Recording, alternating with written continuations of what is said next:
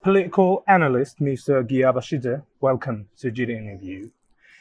In Georgia, we've seen no signs of preparing for possible provocation from Russia. Isn't that risky? Any kind of move from Russia, which has become more and more unpredictable, is risky, of course. Georgian government maintains the line what the people want, irrespective if they support this government or do not support. The majority of population supports peace and stability. Of course, when you have the enemy on the soil, it is always risky. But we still maintain the line, and thanks to our friends and partners and allies in the West, that they are keeping Georgia safe as much as possible and to avoid those unnecessary risks. Relationship between Georgian and Ukrainian governments has become worse. Don't you think that both sides are to blame? I think that Georgian government has tolerated as much as possible. As soon as they started the ungrounded accusations about some kind of this sanction avoiding goods transfer, etc., I do not want to repeat. Well, the government was forced to respond.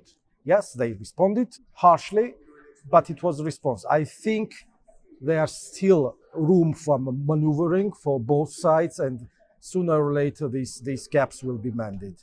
Don't you think that Georgian government, with the ambassador, isn't doing enough to make them understand that we cannot join sanctions because nothing will be done to Russia, but we will have dramatic impact from that? Let me say that it's not ambassadorial task, especially in the war times, just to make the political consultations intensively within the Ukrainian administration. I mean, government, parliament, this is up to the Georgian officials, and they are kind of their friends and allies to convince them. But I must say that yes, they are ungrounded accusations that we must join sanctions. Of course, we have joined every sanction, unlike Azerbaijan, which Zelensky has not criticized. Azerbaijan has not joined many political statements on various political international platforms, unlike Georgia. Georgia joined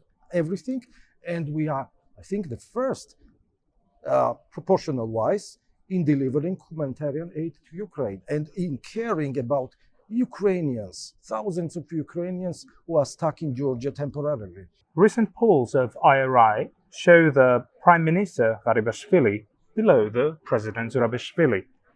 In your perception, what's the reason? For a number of years, IRI and NDI polls are not reliable for many Georgians, including me. Why? Not because of IRI, NDI.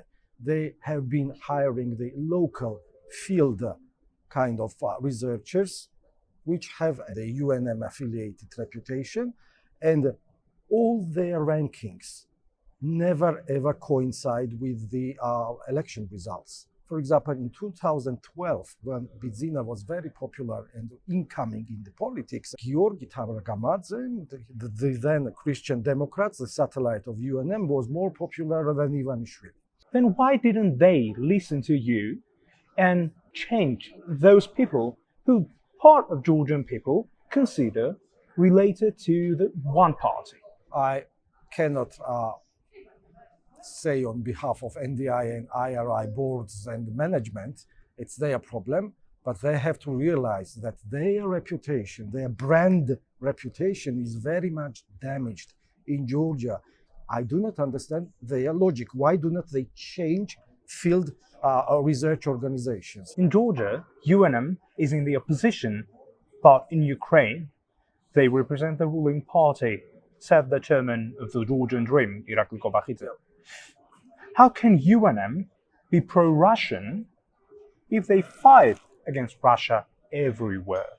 It's in the politics. It's sometimes it's being someone's proxy and someone's useful idiot. I would call UNM the useful idiot of Kremlin.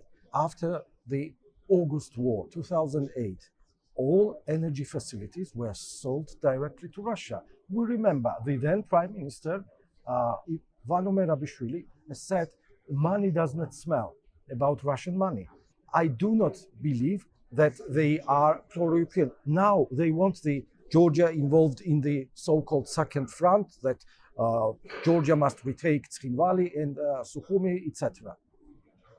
Who wants this stability in this country and in the South Caucasus, especially when Russia is sanctioned and all the transport and energy corridors are moving further down the south? South Caucasus is alternative for Ukraine, for Europe, for cargoes, for energy resources. And who wants war and destabilization here? Russia and UNM. When you do the thing, watch what the Northern Bear wants, well, how many things you can say about against Putin, whatever, doesn't matter. Actions are more important than statements on TV shows. Public Defender's Office says that the recommendations for Saakashvili given by experts in months of December and January haven't or couldn't be implemented. Isn't the Georgian government risking life of the President Saakashvili? Public defenders, so-called medical concilium or whatever it's called, they said that Saakashvili was mistreated, inhuman treatment when he was transferred from Rustavi prison to the Galdani medical facility. And they filed a case in the Strasbourg court, and the Strasbourg court did not even consider it. Regarding Nino Lomjaria, she has irrespective of IRI survey, she has so discredited herself with her actions, with her political statements. So it's her problem, really. But penitentiary system, medical system, even the penitentiary, works on the standard level. If Saakashvili is really in a grave condition, he will be again transferred to the prison hospital or military hospital. But, excuse me, a question. There are too many depressed prisoners in Georgia, in Norway, in Finland, in Britain. So, is anyone asking, take me to somewhere outside the country, in a spa resort, whatever? Saakashvili is an ordinary prisoner for me. Prisoner? Is an ordinary prisoner? Yes. Ex-president, so what? He's an ordinary prisoner as any prisoner in Rustavi or I don't know. Then why didn't Georgian government let his advocates and people who were willing, even Ukrainian MPs, to see Saakashvili? Advocates or for actors for a political show? It's how you see that, don't you think that? See, what I hear, what I judge, I say that publicly. So it's my opinion. Maybe someone else has different opinion, but it is my opinion that Saakashvili has, look at his courts. He has 5 or 6 lawyers in front of him, including one is MP, his former chief bodyguard. So what's the problem there? He wants Ukrainian or American? He has 6 of them. Political analyst Mr. Ghia Abashidze was our guest. Thank you for this interesting interview. Thank you for having me. Thank you.